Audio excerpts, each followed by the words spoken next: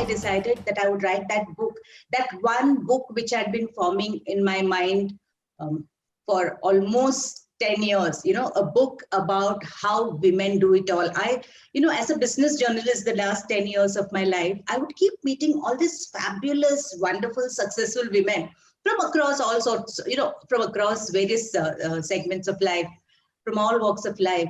And I'd always wonder, what is it that they are doing that I'm not doing? What is it that gives them that edge? What is unflappable, so much in charge of their lives, achieving so much, being able to maximize their time in this universe? What is it? I wanted to, and these are all really, trend-setting women, path-breaking women, women who had done things in India where, they had really nobody to look up to. They chose their own, they in fact made their own path. And so I said, I want to bring the stories of those women. I first want to learn from them, and then I want to bring their stories to other women like me, young women like me.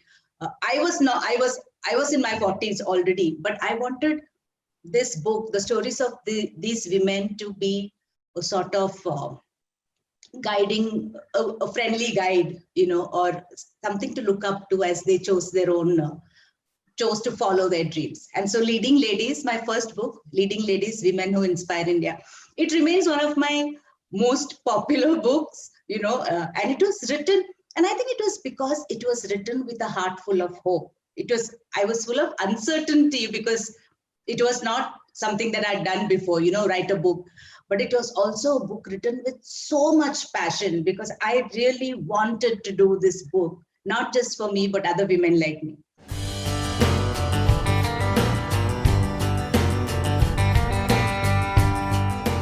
Legacy is a book of letters. When I wrote Legacy, when the idea of Legacy came into my mind, my daughter was turning 21 that year. And I wanted to write a letter to her to tell her, what are the things that she should cultivate, the habits, the attitudes, the behaviors, whatever it is that a woman needs to live a life of dignity and fulfillment. And then I started writing that letter, and then I said, how it is with parents and children, that the moment a parent says something, it's sort of bhashan, it's not, Mom, don't give me a lecture. So I said, instead of me writing this letter, why can't I just get some of this country's biggest minds, the most admired and accomplished people? Why don't I talk to them, interview them, and find out from them what are their dreams for their daughters? What is it that they want to tell their daughters? What do they want to tell their daughters is important for a woman to know, so that she lives a life which she is, she gets to choose the life she wants. So what are the behavioral, the skills, the attitudes, or whatever things that she needs to know so that she is in charge of her life? And so I set out on this journey, and I met some remarkable people talking to me about their daughters. And based on their conversations with me, I wrote letters on their behalf to their daughters.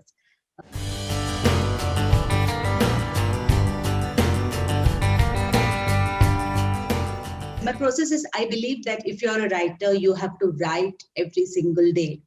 And even if it is just 200 words, write every day. And this is for everybody. Like you said, there are aspiring writers listening to this.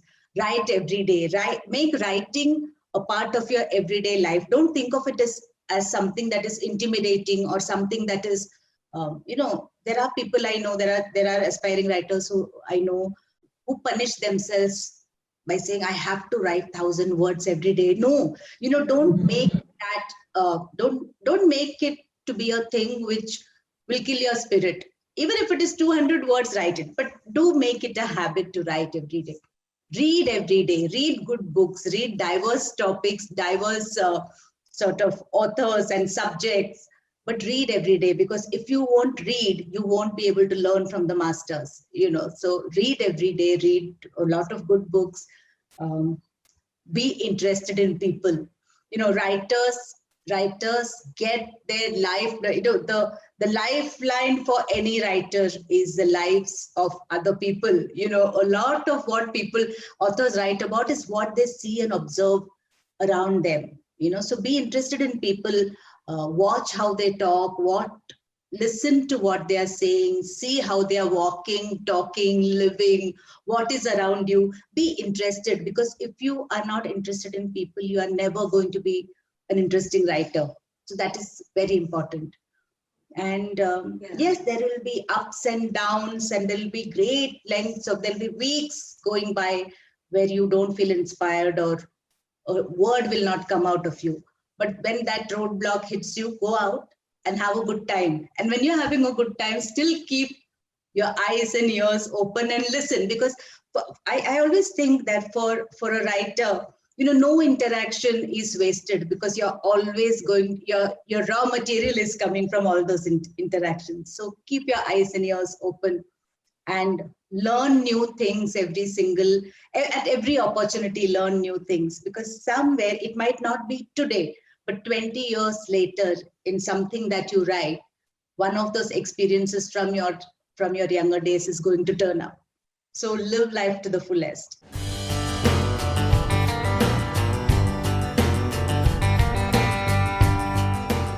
Why I started my writing workshops. So I think, you know, when I wrote my first book in 2010, then I went on a book tour to promote that book.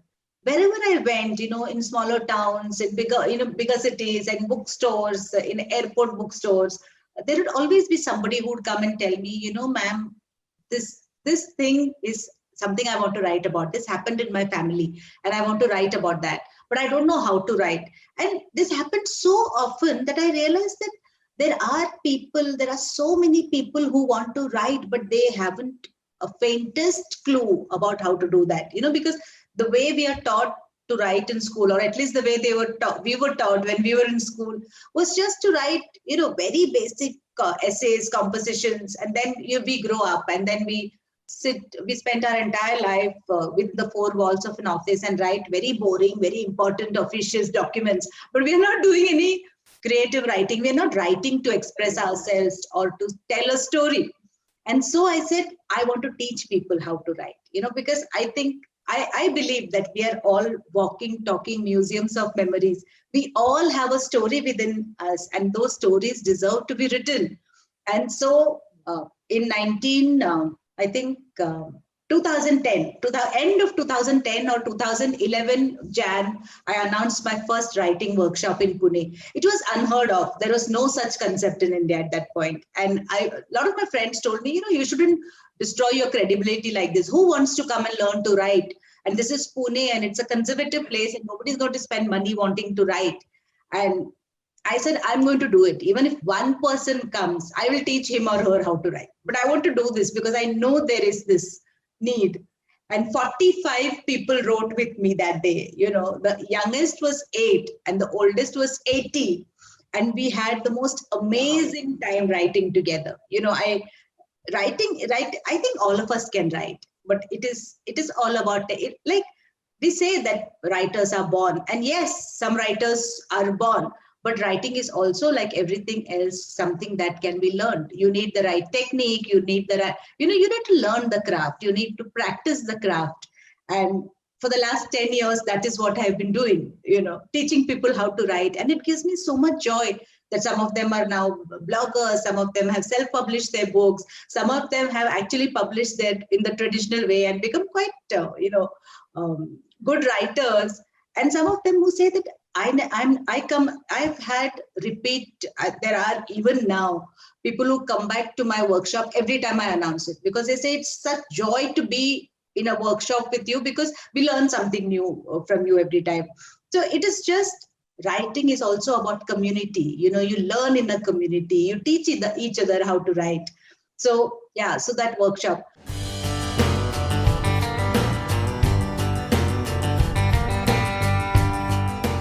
So much more. I think there is so much more that we can do, in terms of making our books, our literature more celebrated. You know, and I think we would do that.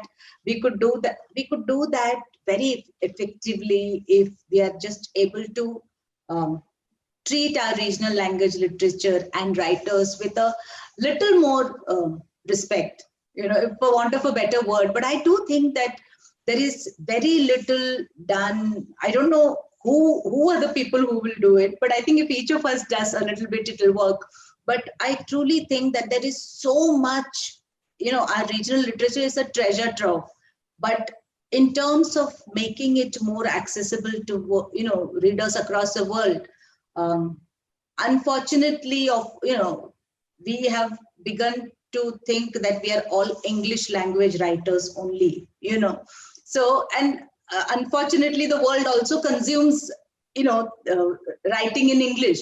So what I think we can also do is to encourage, one, of course, make it more sustainable, make it more monetarily viable for regional language writers to continue writing. I know so many regional language writers, even journalists, who have given up writing because there is just no money in writing. No matter how much we think of writing as something which is only about passion, but writers have to pay their bills too. Writers have to still feed their families. So writers need to have some money, and that, I think that the publishing industry should listen to and make sure that, English language writers themselves struggle to, I don't think any English language writer, other than the big top 4 or 5 who get mega bucks, most of us shouldn't give up our day jobs to just write, because it's not sustainable. The case is even worse for regional language writers. They cannot live on what they get out of writing their beautiful stories, but it's almost for free. What we can also do is to make translation a more viable thing. There is too little money in translating. So some amazing translators have stopped translating books because they say, this doesn't help me pay my bills. So they work for large corporate houses and make big money. So, so all the little things that will make writing a sustainable thing to do will help get you encourage the regional language writers to continue writing. You encourage translators to translate that into English and German and whatever languages that the world is reading in. And I think it is not hard. It just requires commitment and requires money. It requires publishing to put money there.